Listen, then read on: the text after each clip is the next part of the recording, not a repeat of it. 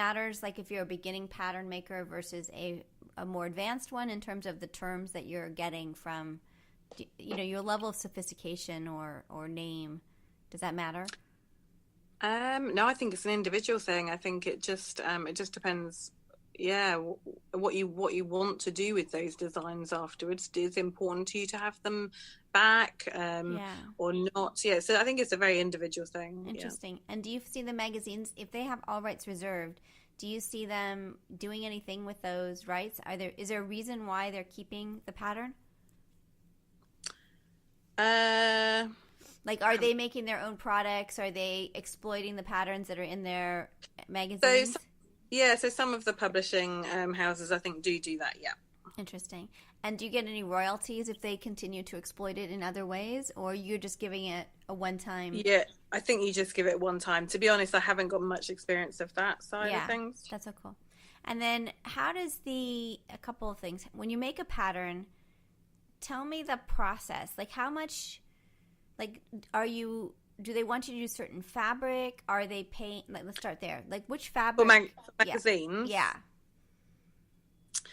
That's kind of like, they want new things generally, is my experience. So, you'd be looking at new fabric lines, etc.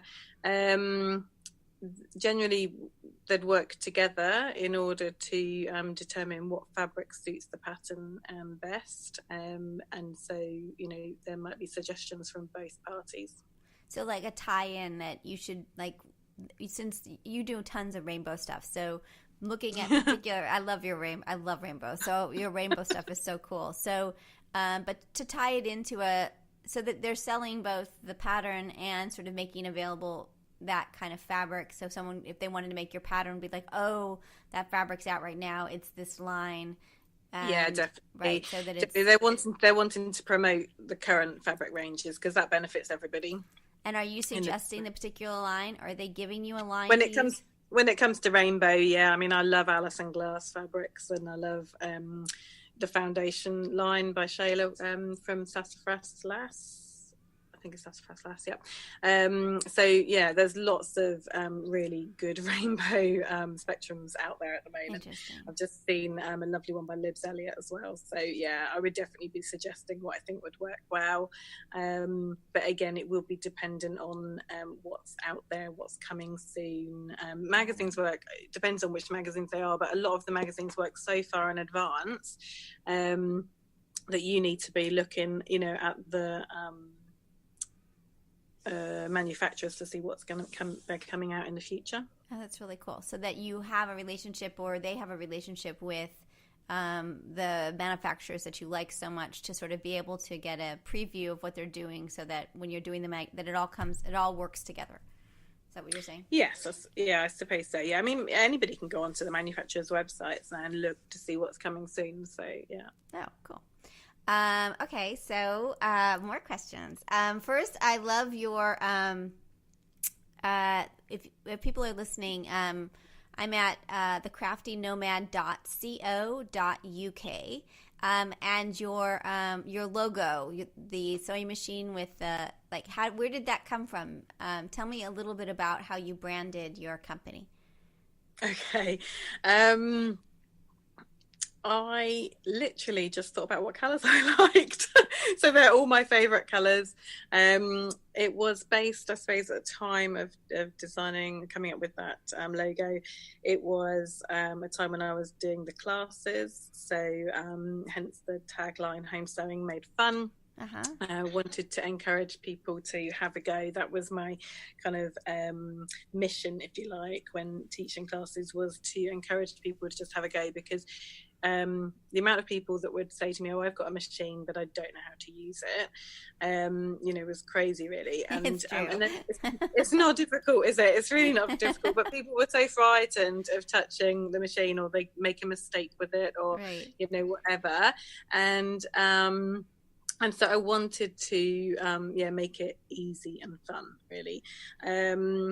And so so really there was looking for a logo. I think I was on Etsy at the time, and I found a designer on there doing logos we just came up with that one between us. Yeah, well, Very cool. I found it on the website and then just tweaked it with the colours and things like that. Yeah, and the fonts are all different, obviously. So yeah. Oh, cool. Now related. Oh, go ahead. Sorry. I was just going to say, interestingly, I actually am considering changing Really? the logo. Yeah, the branding at some point, really, because obviously I've stopped teaching last year, and to focus on the patterns and things, and I just wasn't feeling it was completely in sync with what I do now. Yeah. And like you've already seen, I do a lot of rainbow Tons things. Of rainbow, right? So you've kind of wondering whether I should be going down the rainbow route for the brand. Go the rainbow route, right? That's funny. Now, what about you sent things and they haven't come, so we're going to do a part 2 of this interview once. Okay.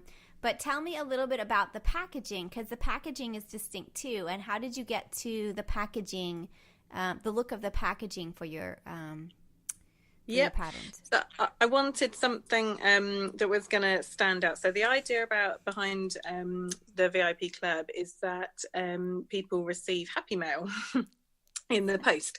So instead of just being another email, that pings through into your inbox, I wanted to go down the actual route of sending a physical item.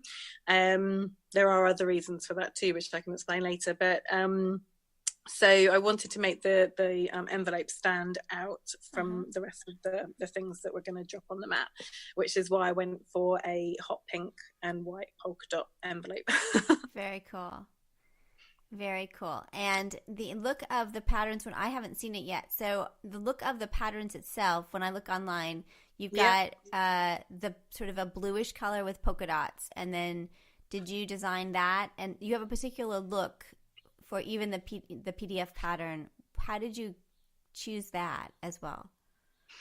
Yep, so I just wanted it to be really clear. I wanted the picture of the item to be the main focus, of the pattern. So I'm just sat here looking at them myself so that I can talk about them.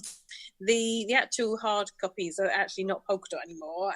They're just they've got kind of hexagons running along them in a line. So, but I'd got polka dots in my branding, so they're my logos, the background of my website, and so I've just used the colours, from my branding. So then it's all branded the same way. Yeah, so it's all branded the same way. That's what you're supposed to do. Yep, that's right. That's good. Okay, so tell me about the VIP club. We sort of started to talk about it a little bit. Again, for those that are listening and they want to, if you're looking at her website, now we're at the VIP club part. So, okay, so the VIP club is a subscription service, effectively.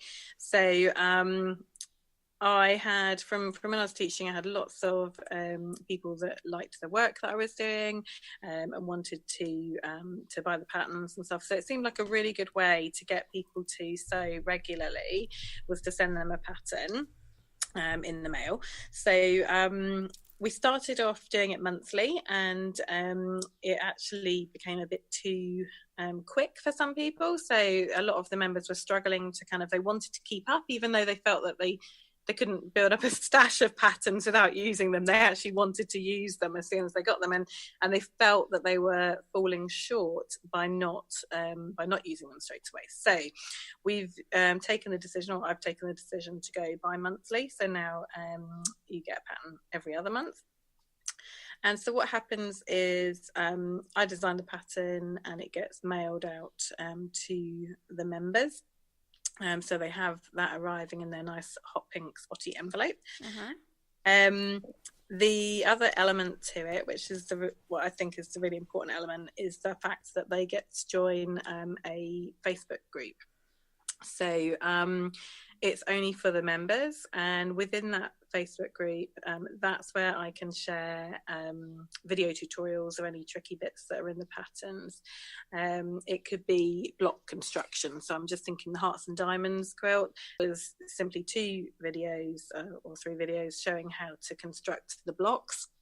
And then there are some where we've introduced foundation paper piecing. So a lot of my members were new to foundation paper piecing. So I've showed them video tutorials of how to do that process, how to do that technique.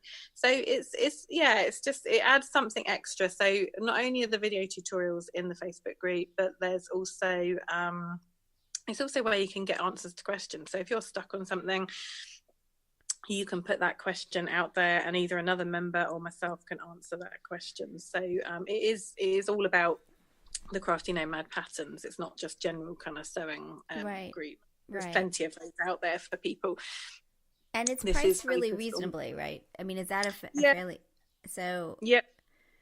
So it's £6 for the pattern, plus postage, and that will vary obviously depending on where you are in the world. Not sure how that translates actually into different currencies, but yeah, I don't know what it is right now.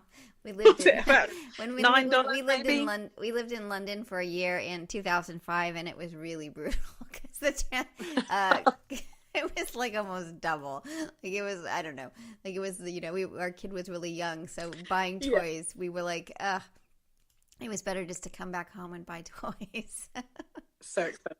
Yeah, but oh my gosh, Oh, so they get the nudge to sew regularly. They get the happy mail through their post, and the online support from myself as well. I am doing a report. So if £6 in a British pound, it's $8 for the US. Oh, okay. So that's totally reasonable. So it's every other month plus shipping, which I don't know what it would be for I the think US. It's for the States. I think it's £2.95. £2.95. Yeah. All right, so we'll put 9. So you're still at even with that, it's like $12 every other month, which is pretty great actually. That's a very reasonable club, right? That's really great. Okay, and you get it in the mail. It's a hard copy, so which is great because I don't know, I like paper and happy mail. Yeah. I think the danger with PDFs is obviously unless you print them out and file them somewhere, but the danger with those is that they just stay on the computer and you never actually make them. So you buy it and then you forget about it because you haven't actually got it, there in front of you. Yeah. Whereas with the paper pattern, it is kind of, in your face. And like I said, these are really colourful and they kind of stand out and you're not going to miss them. So no, I really like your stuff. I'm totally rainbow obsessed at the moment. And your stuff is really cool. So on the logistics, how many people do you think are in your club right now? I'm wondering about the logistics of mailing out all this stuff to people. Tell us a little bit about that part of it. So so it can be labour intensive at times. The numbers do vary month to month. We have some people leaving, some people joining, that kind of thing. There's no tie-in period for it. I'm not going to force people to stay for a year if that's not for them. They pay month by month. And so, depending on each person's situation, they might need to leave if that's not suited them. And so, it's a bit of a production line, when it comes around to the first of the month. But it's just me just doing it. And so they're out within a day. So, yeah.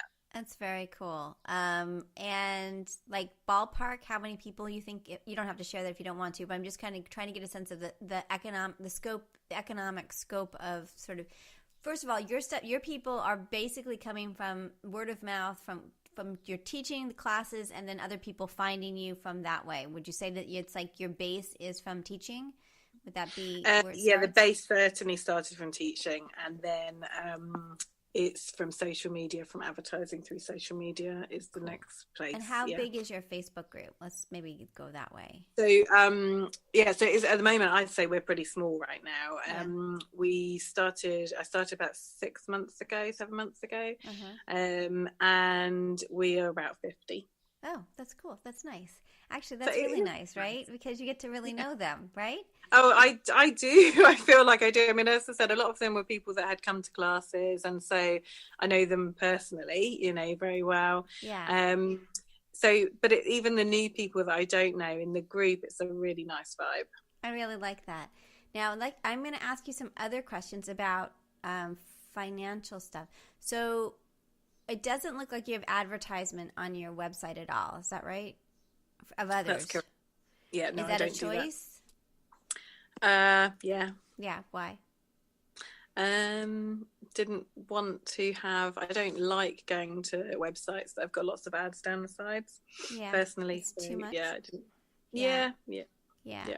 And then do you do any affiliate linking? Like if you suggest them to use a particular fabric or any, like, are your income streams to me look